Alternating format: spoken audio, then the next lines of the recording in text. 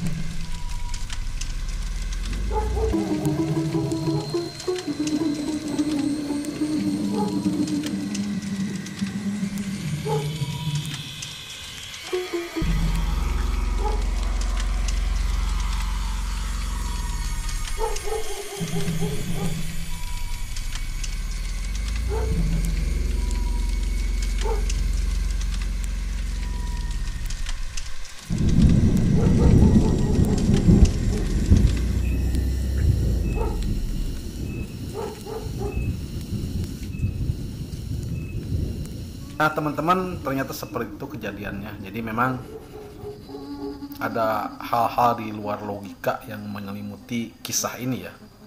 Jadi memang ada juga hal-hal gaib yang sangat kental di sini. Nah, bagaimana selanjutnya? Silahkan ditunggu episode ke-7 nanti.